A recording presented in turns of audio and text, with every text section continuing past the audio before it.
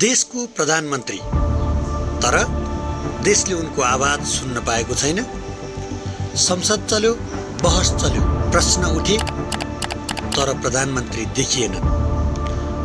अब त गणतन्त्र दिवस जस्तो राष्ट्रिय कार्यक्रममा समेत उनी बोल्ने छैनन् भन्ने खबर बाहिरिएको छ। प्रधानमन्त्री बनेपछि बालेन शाहबाट जनताले के अपेक्षा गरेका थिए?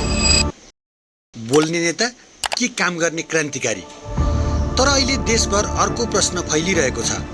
आखिर बालेन शाह किन मौन छन्?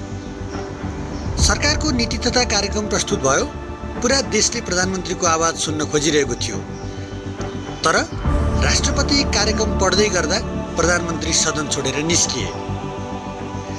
त्यसपछि संसदमा सांसदहरूले प्रधानमन्त्री खोजे, बारम्बार खोजे, तर बालेन आएनन्। अन्ततः प्रधानमन्त्रीको सट्टा अर्थमन्त्री स्वर्णिम वाग्लेले जवाफ दिए। अब त अवस्था यहाँसम्म पुगेको छ, गणतन्त्र दिवसको मुख्य समारोह पनि प्रधानमन्त्रीले सम्बोधन नगर्ने। देशको सबैभन्दा ठुलो राजनीतिक दिन, तर देशका प्रधानमन्त्री मौन। लोकतन्त्रमा मौनता पनि सन्देश हुन्छ, तर यो मौनता आखिर कसका लागि?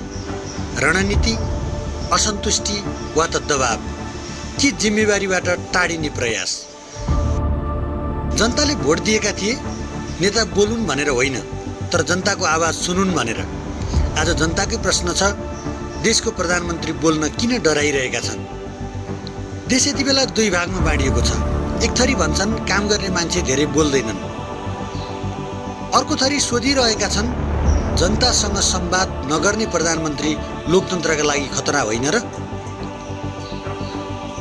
अब प्रश्न केवल बालेनको होइन, यो नेतृत्वको पक्ष हो, जवाबदेहिताको प्रश्न पनि हो, र लोकतन्त्रमा मौन बस्ने अधिकार कति हुन्छ भन्ने प्रश्न पनि हो।